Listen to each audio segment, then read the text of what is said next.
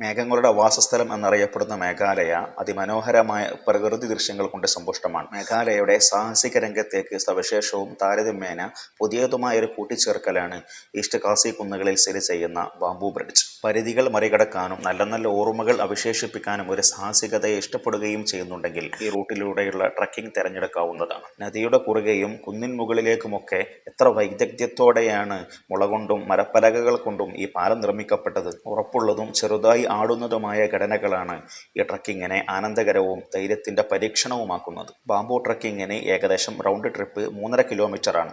ഇത് യാത്രയുടെ വേഗതയും യാത്രയിലെ ഇടവേളകളുടെ എണ്ണത്തെയും ആശ്രയിച്ച് ഏകദേശം 3 മുതൽ 5 മണിക്കൂർ വരെ എടുക്കുന്നതാണ്. മുളപ്പാലങ്ങളെ താണ്ടി കൊടുമുടിയിലെത്തിയാൽ വിശാലമായ പച്ചക്കുന്നുകളുടെയും പതഞ്ഞൊഴുകുന്ന വെള്ളച്ചാട്ടങ്ങളുടെയും മനോഹരമായ ഗ്രാമങ്ങളുടെയും സമാനതകളില്ലാത്ത കാഴ്ചകൾ കണ്ട് ആസ്വദിക്കാം. യാത്ര തുടങ്ങുന്നതിന് മുമ്പ് യാത്രയിലെ അവശ്യ വസ്തുക്കൾ കൂടെ കരുതാൻ ശ്രദ്ധിക്കേണ്ടതാണ്. ബ്രിട്ടീഷുകാർ വ്യാപാര ഭരണ ആവശ്യങ്ങൾക്ക് ഉപയോഗിച്ചിരുന്ന 17 കിലോമീറ്റർ വ്യാപിച്ചു കിടക്കുന്ന ബ്രിട്ടീഷ് കൊളോണിയൽ ഭരണാധികാരിയായിരുന്ന ഡേവിഡ് സ്കോട്ടിന്റെ പേരിൽ അറിയപ്പെടുന്ന ഡേവിഡ് സ്കോട്ട് ട്രെയിൽ മേഘാലയയിലെ ഒരു ട്രക്കിംഗ് റൂട്ടാണ്. കിഴക്കൻ ഖാസി കുന്നുകളിലൂടെ കടന്നുപോകുന്ന ഈ ഡേവിഡ് സ്കോട്ട് ട്രെയിലിന്റെ ഭാഗമാണ് ഈ ബാംബു ട്രക്ക്.